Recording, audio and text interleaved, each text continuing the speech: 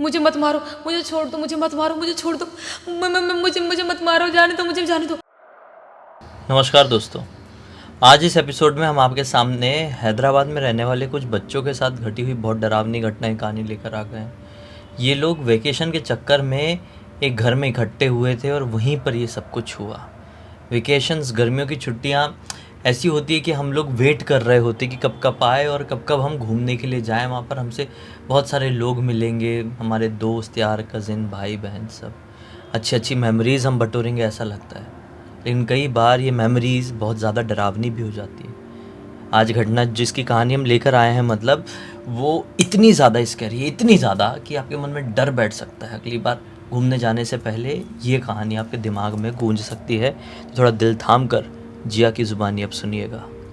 ये जो घटना घटी थी बेसिकली श्रुति नाम की लड़की के साथ ज़्यादा बुरी तरह से घटी थी। जो श्रुति नाम की लड़की है वो हैदराबाद के एक जगह पे आराम से अपनी ज़िंदगी बिता रही थी। उसके जो बाकी कज़न लोग हैं वो लोग भी हैदराबाद के रहने वाले थे, लेकिन हैदराबाद में अलग अलग जगह के रहने वाले थे। तो इनका गर्मियों का छुट्टियों का टाइम पड़ता है, सबकी गर्मी छुट्टियों का वेट तो कर ही रहे होते हैं। जब इसकी गर्मी छुट्टियों का टाइम पड़ता है तो ये अपने घर वालों को बोलती है श्रुति कि मम्मी पापा इस बार ना हम नाना के यहाँ जाएंगे। मम्मी बोलती है हाँ नाना के यहाँ तो जाना ही पड़ेगा। ये बोलती है क्यों, ऐसे तो आप मना करते हो कि नहीं जाएंगे, इधर जाएंगे उधर जाएंगे, इस बार कैसे बोल रहे हो आप नाना के यहाँ जाना पड़ेगा।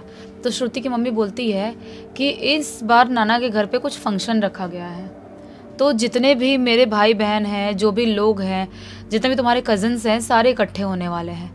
तो इस बार की जो छुट्टी है कुछ ज़्यादा ही लंबी छुट्टी तुम लोग अपने नाना के यहाँ मनाओगे, तो ठीक है चलो, मज़ा आएगा तुम लोग को। इस बार याद रखोगे ज़िंदगी भर की कितनी लंबी छुट्टियाँ तुमने मामा के यहाँ मनाए हो, अपने नाना के यहाँ।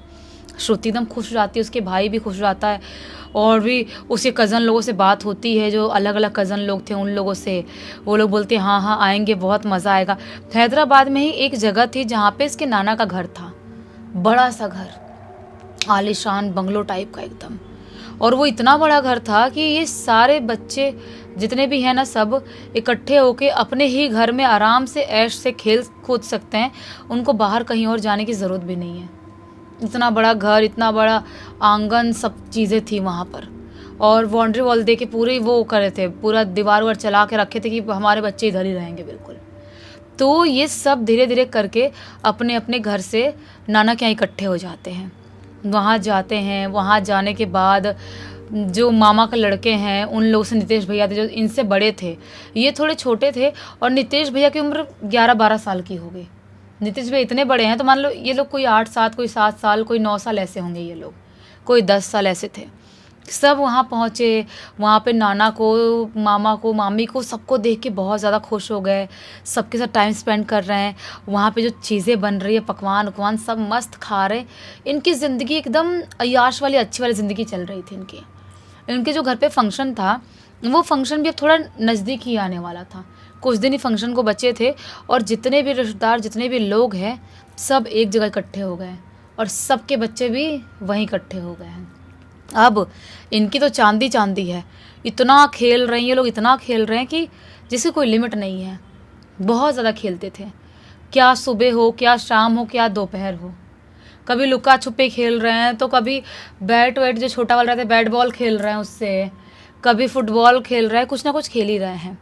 एक दिन शाम की बात हो गई, शाम के टाइम में सारे बच्चे, इनका जो आंगन वाला एरिया है ना, वहाँ पे इकट्ठे हुए हैं, और नितेश भैया और भी जितने भाई बहन हैं सब इकट्ठे हुए हैं, और सब बैट बॉल से क्रिकेट टाइप कुछ खेल रहे हैं।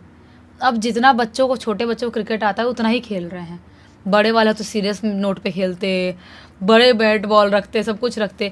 इनके पास इकलौता एक ही बॉल है, छोटा सा बैट है, उसी से क्रिकेट खेल रहे हैं। लेकिन इनका एक रूल बना हुआ था कि जो भी बॉल मारेगा ना यहाँ आंगन से बाहर, छत पे या बाहर, तो वही लेने जाएगा। क्योंकि तुमको ज़्यादा छक्का चौका ऐसा नहीं मारना, ज़्यादा बाहर तक नहीं जाना चाहिए, अगर गया तो तुम ही लेने जाओगे। ये इनका रूल सेट था। तो सब जानबूझ के धीरे धीरे मारते, ज़्यादा तेज़ मारते नहीं थे कि हमको बाहर जाना पड़ेगा अकेले। और इनको क्रिकेट खेलते खेलते लगभग शाम का टाइम हो गया, थोड़ा थोड़ा अंधेरा होने को है, मस्त खेल रहे हैं। तभी श्रुति की बारी आती है। श्रुति मस्त बैट पकड़ी है और कोई बॉलिंग करता है, और ये अनजाने में इतनी ज़ोर से मारती है बॉल कि वो सीधा बॉल इनके छत पे जाके गिरता है। इनका घर बहुत बड़ा, तो ऑब्वियस सी बात है छत तो बड़ा ही रहेगा, और सबको समझ में आ गया कि छत पे ही पक्का गिरा है, छत के बाहर तो गिर ही नहीं सकता। इतना तेज़ भी नहीं मारी है कि छत तक पहुंच जाए लुढ़कते हुए, उससे ज़्यादा दूर नहीं जा सकता। अब सब चिल्लाना चालू कि श्रुति तूने बॉल मारी है, अब तू जाएगी लेने के लिए, तू जाएगी लेने के लिए। अब अंधेरा भी होने को आ गया है, जल्दी बॉल लेके आएगी तो ऐसे एकदम अंधेरा, रात होने से पहले हम जल्दी जल्दी कंप्लीट कर लेंगे, अभी हम लोग को भी खेलना है, जा जल्दी बॉल लेके आ। श्रुति बोलती मैं अकेले क्यों जाऊँ, आप में से कोई चलो ना मेरे साथ। लेकिन कोई भी भाई बहन जाने के लिए रेडी नहीं है। बोलते हैं कि रूल बना हुआ है कि जो बॉल मारेगा वही लेने जाएगा, तो तू जा, हमें नहीं पता। अब श्रुति क्या करेगी बेचारी, उसको जाना तो पड़ेगा ही। वो थक हार के वहाँ से आंगन वाले एरिया सीढ़ियों से होते हुए निकलती है और छत के ऊपर जाती है। अभी लगभग अंधेरा हो ही गया है।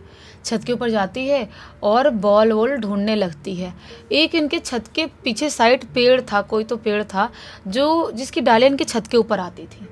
वो हर जगह ढूंढ रही है, वही जिधर डाली आती थी छत पे पेड़ की, उसी तरफ बॉल एक जगह पड़ा हुआ था।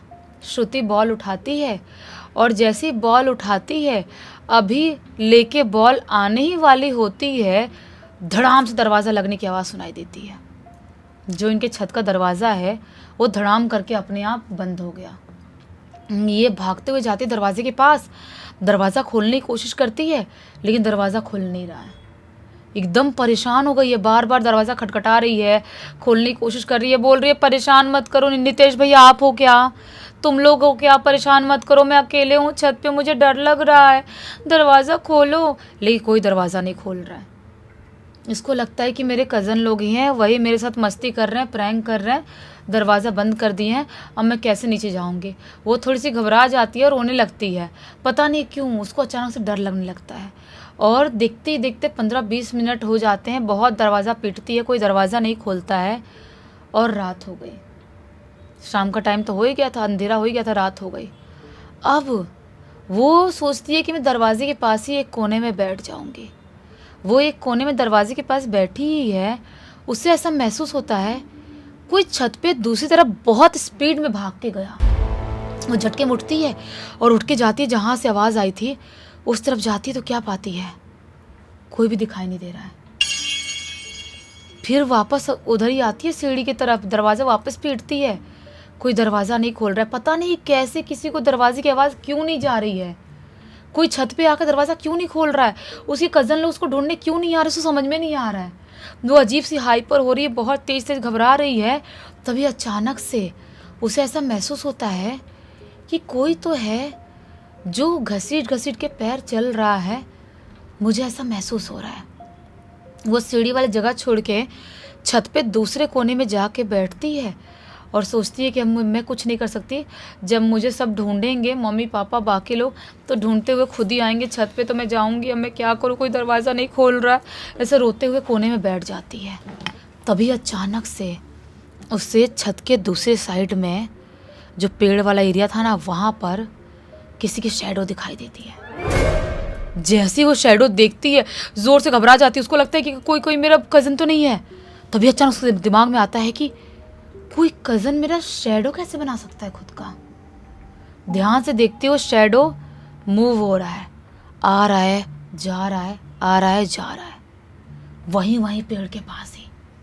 वो खड़े होकर डर जाती है, घबराने लगती है, बहुत तेज़ तेज़ रोने लगती है, एकदम ही अजीब सी हो जाती है। क्योंकि किसी भी छोटे से बच्चे के लिए, 9-10 साल के बच्चे के लिए बड़ी बात है कि वो ऐसी कोई शक्ति या ऐसी कोई चीज़ देखे अचानक से, बहुत बड़ी बात होती है।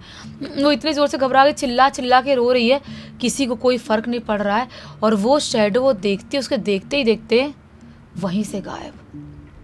अब इतनी तेज़ घबरा जाती है वो कि वो देखती है छत के कोने पे पत्थर रखा हुआ है, पत्थर उठाती है और जो इनका आंगन वाला एरिया था ना, उधर जाती है और देखती है कुछ लोग अंदर साइड बैठे हुए हैं और कुछ बात करे, आवाज़ सुनाई दे रही है। तो वो पत्थर उठाती है और ज़ोर से ऐसे फेंकती है किसी को लगे भी ना और नीचे जाए, किसी को पता चले कि मैं ऊपर हूँ। वो एक कोने से पत्थर नीचे आंगन वाले एरिया में फेंकती है और जैसे ही पत्थर फेंकती है, नितेश भैया ऊपर देखता है जैसे ऊपर देखा, ये ऐसा चिल्लाने लगती है, भैया भैया हाँ मुझे बचाओ, खाली हाथ से हिला रही है। अचानक से देखता है भैया दौड़ते हुए आता है ऊपर सीढ़ियों चढ़ते हुए और दरवाज़ा खोलता है, चिल्लाता है इसको, श्रुति को ज़ोर ज़ोर से, क्यों, क्या कर रही थी इधर, अकेले छत पे क्या कर रही थी इतने टाइम से, हम कब से तुझे ढूंढ रहे थे और हम लुका छुपी भी खेल रहे थे, तुझे आवाज़ भी आ रही होगी, तू कब से छत पे क्या कर रही है अकेले, बॉल कहाँ है, बॉल ढूंढते तो हमने दूसरा गेम चालू कर दिया खेलना। ये बोलती है आपने किया था ना, आपने दरवाज़ा बंद किया था ना ये सीढ़ी वाला, मैं कब से रो रही हूँ, मुझे कुछ कुछ चीज़ें अजीब वगैरह दिखाई दे रही हैं, मैं कब से परेशान हूँ, आप लोग दरवाज़ा नहीं खोल रहे हो, मुझे वो चुड़ैल वो भूत मुझे मार डालता तो मैं क्या करती। नीतीश भाई बोलता है क्या, कौन बंद किया है, तूने खुद बंद करी होगी। ये बोलती मैं बाहर से कैसे बंद करूँगी। ये घबराए घबराए नीचे आती है रोते रोते और अपने नाना के पास जाती है। नाना से बोलती है नानू नानू आप प्लीज़ वो छत वाला एरिया है ना वहाँ का कैमरा निकालो। कैमरा लगाया हुआ था नानू ने। नानू बोलते क्यों, क्या हो गया बेटा। ये बोलती है नानू प्लीज़ मुझे बहुत डर लग रहा है, मैं छत पे थी, कुछ मुझे अजीब सा लगा है, आप प्लीज़ कैमरा निकालो जो छत पे लगा है वो वाला। कैमरा निकाल लो कि उसकी फुटेज फुटेज हाँ वो कैमरा निकालो, ऐसे ही बोल रही थी बेचारी बच्ची है। तो नानू बोलते हैं कि अच्छा ठीक है रुक रुक मैं निकालता हूँ, मैं फुटेज निकालता हूँ कैमरे की। तो ये वहीं बैठ जाती है और नानू के वो था ना, नानू के पास उसका एक्सेस जो भी था वो नानू के पास था, तो नानू उसके एक्सेस से जो भी चीज़ें थी निकालते हैं ऊपर छत वाले एरिया कैमरा का। तो वहाँ पे क्या पाते हैं कि श्रुति गई है छत पे, उसके बाद दरवाज़ा बंद होने की आवाज़ भी आई है कैमरे में, लेकिन उसके बाद श्रुति अकेले को ही रो रही है, चिल्ला रही है। जितने टाइम तक वो पत्थर उठाई उससे पहले चिल्ला रही थी, ऐसा रो रही थी, ऐसा खुद को बचा रही थी, एक जगह देख रही थी, वो सिर्फ और सिर्फ श्रुति अकेले कर रही है, कोई दिखाई नहीं दे रहा है, कोई भी नहीं दिखाई दे रहा है। नानू बोलते बेटा तू क्या कर रही थी ऊपर, ये क्यों रो रही थी, ऐसा क्यों चिल्ला रही थी। ये बोलती है नानू मुझे नहीं पता, मुझे कुछ दिखाई दे रहा था। नानू बोलते बेटा अकेले मत जाया कर ऊपर, ऐसे जब भी जाना है ऊपर हम में से किसी को बोल दे या किसी भाई बहन को लेके जा, ठीक है जान, तो कोई बात नहीं, डरने वाली बात नहीं है। तो ऐसी कोई पत्ता हवा हुआ देख के डर गई होगी, पत्ते हिल रहे होंगे हवा में, तो इतना मत सोच, खाना खा और सो जा। ये खाना खाती है और जो रूम में बाकी कज़न लोग सोते थे उस रूम में सोने के लिए ये भी अपने कज़न लोग साथ सो रही थी, उस रूम में सोने चले जाती है। आधी रात का टाइम होता है। आधी रात के टाइम में अचानक से उसकी आँख खुलती है, अपने आप रैंडमली ऐसी आँख खुलती है और वो क्या पाती है कि मेरे रूम के दरवाजे के पास कोने में वैसा ही कोई शैडो खड़ा है जो कि मैंने छत पे देखा था। वो बहुत तेज़ घबरा के उठ जाती है, उसके आसपास के कज़न लोग भी उठते हैं, बोलते क्या हुआ क्या हुआ। वो बोलती है वहाँ पे कोई खड़ा था, वो मुझे मार डालता, अजीब सा देख रहा था, उसकी आँख भी चमक रही थी, कोई खड़ा था। कज़न लोग बोलते कोई तो नहीं है, सो जा। ये उसके साथ कंटिन्यू होने लगा, बहुत टाइम तक उसके साथ हुआ। तो वो सोची कि मैं अब मम्मी पापा के कमरे में उनके साथ सोऊंगी। वो मम्मी पापा कमरे में उनके साथ सोने जाती है। मम्मी पापा के साथ जिस दिन कमरे में सोने गई ना, उससे उस दिन भी वो शैडो दिखाई दिया और प्रॉपर वो शैडो वहाँ पर बेड पे चढ़ा है, उसके सर के पास आके बैठा है और उसे ऐसे घूर घूर के देख रहा है और अजीब सी स्माइल कर रहा है। ये उसको देख के बहुत तेज चीख के उठती है और ज़ोर से चिल्ला चिल्ला के रोने लगती है। इसके मम्मी पापा उठते हैं, पूछते हैं क्या हुआ क्या हुआ। ये बोलती है वो भूत मुझे मार डालेगा, वो मुझे मार डालेगा। इसका पूरा शरीर आग जैसा तप रहा था, इतना फीवर, इतना बुखार चढ़ गया इसको। घर वाले जल्दी जल्दी रात के टाइम में ही पास के डॉक्टर को बुलाते हैं, इसका ट्रीटमेंट करवाते हैं, लेकिन इसका बुखार उतर ही नहीं रहा है। कई दिन हो गए, फंक्शन में भी बहुत कम टाइम बाकी है, लेकिन इसका बुखार नहीं उतर रहा है। ये बोलती है एक दिन रोते रोते मम्मी को, मम्मी मेरा बुखार नहीं उतरेगा क्योंकि मुझे बुखार है ही नहीं। वो जो भूत है ना, वो शैतान, वही मुझे डराता है, वो मुझे रोज़ डराता है, मुझे रोज़ दिखाई देता है, उसकी वजह से मेरे साथ ये हो रहा है। मम्मी मुझे ठीक कर दो वरना मुझे मार डालेगा। मम्मी को लगता है कि बेचारी बच्ची कुछ तो हवा पानी कुछ होगा, इसको देख के डर गई होगी। एक पंडित जी को बुलाया जाता है, पंडित जी घर पे आते हैं और उसको बैठाते हैं और हवन वन वाली चीज़ें वहाँ पे इकट्ठा करते हैं और हवन वन सब जलाते हैं, वहाँ पर पूजा सामग्री की चीज़ें रखते हैं। और जैसे उसको वहाँ पर बैठाते हैं, वो अजीब से ऐसे ऊपर देखने लगती है, ऐसे ऐसे ऐसे देख रही है और ज़ोरों से चिल्ला रही है, चीख रही है, ऐसे डर रही है, मुझे मत मारो, मुझे छोड़ दो, मुझे मत मारो, मुझे छोड़ दो, मुझे मत मारो, जाने दो, मुझे जाने दो, ऐसे चिल्ला रही है और खाली ऐसा ऊपर देख रही है, उसके सर के ऊपर ऐसे ऐसे देख रही है। पंडित जी बोलते हैं कोई तो शैतान है जो उसके सर पे सवार है। यहाँ उसको ऊपर ही दिखाई दे, तभी ये इतनी छोटी सी बच्ची ऐसे ऐसे देख के चिल्ला रही है। और बहुत टाइम तक झाड़ फूँक करते हैं पंडित जी, उसके बाद जाके वो थोड़ी सी नॉर्मल होती है, चिल्लाना कम होता है, उसको दूसरे कमरे में लेके जाते हैं, झाड़ फूँक हो गया, उसके बाद जाके उसको वो दिखना तो बंद नहीं हुआ, लेकिन दूर दूर दिखने लगा। ये जैसे कमरे में है तो कमरे के बाहर दिखेगा, दूर दिखेगा, लेकिन उसके नज़दीक नहीं आ रहा है। वो बहुत ज़्यादा घबराती थी, बहुत ज़्यादा। वो बोलती है कि लिटरली जो मैं बचपन में फेस करी थी मेरे सर के ऊपर नाचते हुए शैतान को, मैं वो जीवन में नहीं भूल सकती। उसको दिखता रहा, बहुत साल तक दिखता रहा, और वो वापस अपने घर अपने मम्मी पापा के साथ वापस आई नाना के घर से। उसके बाद कुछ साल बाद जब थोड़ी बड़ी हो गई, उसके स्कूल से पिकनिक गया, तो पिकनिक में वो कहीं गई हुई थी, वाटर पार्क वगैरह लेके गए थे बच्चों को, तो ये पिकनिक गई हुई है और रास्ते में, मतलब शाम का टाइम हो गया था पहुँचते पहुँचते वहाँ पे, उसको रास्ते में बस का जो गेट है ना, उस गेट के पास वो शैडो उसको दिखाई देता है। वो शैडो को देख के बहुत तेज घबरा जाती है, और जो अकेले सीट पे बैठी थी अपने एक दोस्त के साथ जाके सीट पे बैठ जाती है, विंडो सीट पे बैठ जाती है। उसको वो बस वापस स्टार्ट होती है और वापस चलने लगती है, बस की स्पीड में भागते हुए विंडो के बाहर वो शैडो उसको दिखाई देता रहा, बस की स्पीड में। कोई भी बच्चे के लिए इमेजिन करना भी मुश्किल है कि हर टाइम उसको कोई शैतान ऐसे दिखाई दे रहा है। वो बहुत तेज़ घबराती रही, लेकिन जैसे तैसे करके वो वहाँ पहुँची, और वहाँ पहुँचने के बाद जहाँ पे लेके गए थे बच्चों को पिकनिक के लिए, ट्रिप के लिए लेके गए थे, वहाँ पहुँची, वहाँ पे ये चेंजिंग रूम में गई थी स्विमिंग कॉस्ट्यूम पहनने, क्योंकि ये लोग स्विमिंग पूल में उतरने वाले थे। वहाँ पर स्विमिंग कॉस्ट्यूम पहन के जैसे स्विमिंग पूल में उतरती है, उसको स्विमिंग करनी आती थोड़ी, जैसे पानी के अंदर वो जाती है, उसे पानी के अंदर वही शैतान बहुत ही भयानक शक्ल के साथ दिखाई देता है, और इस तरह से दिखाई देता है कि वो पानी से बाहर नहीं निकल पा रही है। उसका दम घुटने लगा, छटपटाने लगी, बाहर निकलने की बहुत कोशिश कर रही है, लेकिन वो बाहर नहीं निकल पा रही है। उसके दोस्त लोग, जो वहाँ के लोग थे, उसके टीचर सब नोटिस करते हैं, दौड़ के जाते हैं, उसको बाहर निकालते हैं। उसके अंदर पूरा पानी वानी भर गया था, पंप दे के पानी वानी निकालते हैं उसके अंदर से। उसके बाद वो इतनी तेज़ घबराई, इतना सदमा लग गया था उसको कि बहुत तेज़ घबराई। वो घर आई, लेकिन उसके बाद से वो शैतान उसको कभी दिखा ही नहीं।